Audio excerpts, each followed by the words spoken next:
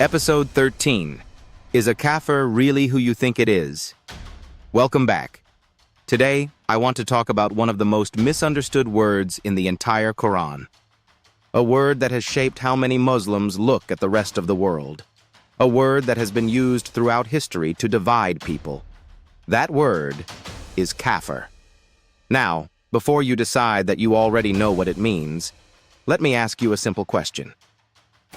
What if everything you think you know about this word comes from culture rather than from the Quran itself? What if I told you that the Quran does not begin by defining who a kafir is, but rather how a kafir behaves?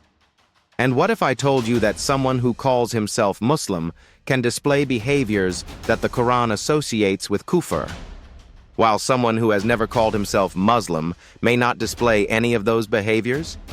I know that sounds shocking, but today, I want to make you a promise.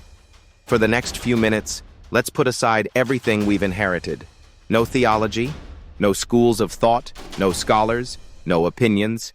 Let's simply ask one question. How does Allah introduce the concept of kufr in His own book? Because surely, if Allah is introducing one of the most important concepts in the Quran, His definition should matter more than ours. Allah begins His book with 3 human behaviors. Before we even talk about kufr, I want you to notice something remarkable. The discussion of kufr is not hidden somewhere in the middle of the Quran. It is one of the very first concepts Allah introduces. In Surah Al-Fatiha, Allah teaches us that humanity walks 3 different paths.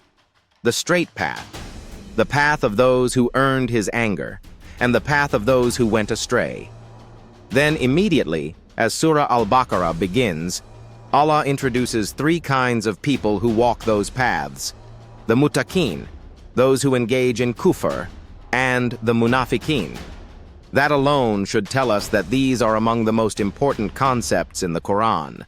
But there is something even more interesting. Allah spends 4 verses describing the Muttaqin, then only 2 verses describing those who engage in kufr, then 13 verses describing the hypocrites. Have you ever wondered why? Here is my reflection. The qualities of the Muttaqin need explanation because Allah is teaching us the characteristics we should strive to develop. Hypocrisy requires the longest explanation because hypocrisy hides. A hypocrite often looks righteous on the outside while concealing something completely different inside. Without Allah's guidance, many of those signs would be difficult for us to recognize. But kufr receives only 2 verses. Why? I believe it is because the behavior of kufr eventually reveals itself. Arrogance becomes visible. Betrayal becomes visible. Corruption becomes visible. Refusal becomes visible. The covering of truth becomes visible. Allah does not need 13 verses for behavior that eventually exposes itself through action. Whether you agree with my reflection or not, one thing is undeniable. Allah considered this subject important enough to place it right at the beginning of His book. That means we should pay very close attention. The first description of kufr, Allah says, إِنَّ الَّذِينَ كَفَرُوا سَوَاءٌ عَلَيْهِمْ أَأَنذَرْتَهُمْ أَمْ لَمْ تُنذِرْهُمْ لَا يُؤْمِنُونَ أَخَتَمَ اللَّهُ عَلَى قُلُوبِهِمْ وَعَلَى سَمْعِهِمْ وَعَلَى أَبْصَارِهِمْ غِشَاوَةٌ وَلَهُمْ عَذَابٌ عَظِيمٌ. Indeed, those who engaged in kufr, it is all the same whether you warn them or do not warn them, they will not believe.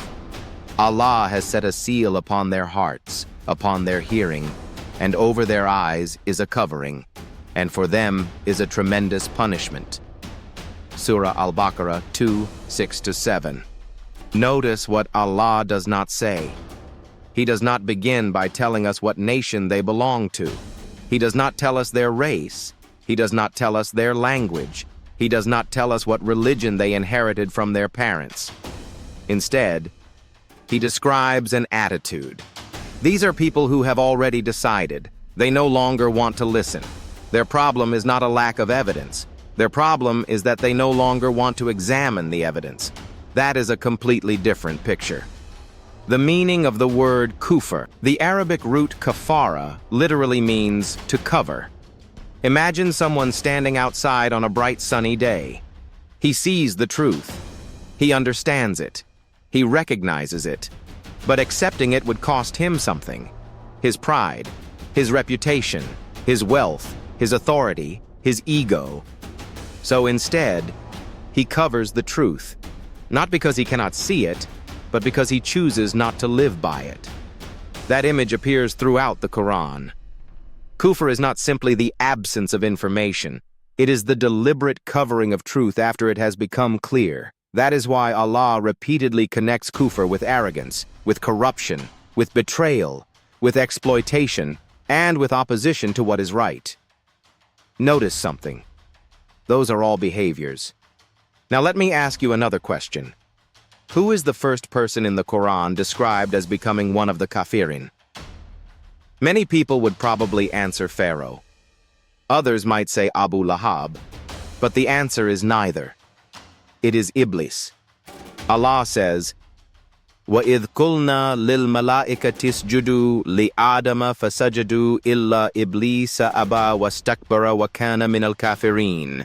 And when we said to the angels, prostrate before Adam, they all prostrated except Iblis. He refused, he was arrogant, and he became among the kafirin. Surah Al-Baqarah 2:34. Think carefully about what just happened. Did Iblis deny Allah existed? No. He spoke directly to Allah. Did he lack knowledge? No. He knew exactly who Allah was. Did he misunderstand the command? No. The Quran gives us 3 simple words. He refused. He became arrogant. He became among the kafirin. Notice the sequence. Allah does not say that Iblis was created as a kafir. He became one through his response to the truth. That should immediately challenge the idea that kufr is merely an identity. The first example Allah gives us is not about belonging to a certain religion. It is about refusing the truth out of arrogance. And that is a behavior. As we continue reading the Quran, something fascinating begins to happen. Every time Allah speaks about kufr, He keeps bringing us back to behavior. Not labels, not passports, not family names, not ethnicity, behavior. The more I studied these verses, the more I realized something that completely changed the way I understood this concept. The Quran seems far less interested in asking, "What do you call yourself?" than in asking, "How do you respond when the truth becomes clear?" And I think that is a question every one of us, including myself, should ask honestly. Because if the Quran is teaching us to recognize behaviors, then perhaps the first person we should examine is not our neighbor. It is ourselves. The next part begins with one of the most surprising observations in the Quran. Allah connects kufr with exploitation, ingratitude, betrayal, and using wealth to fight truth, showing that the Quran continues to define kufr through actions rather than labels.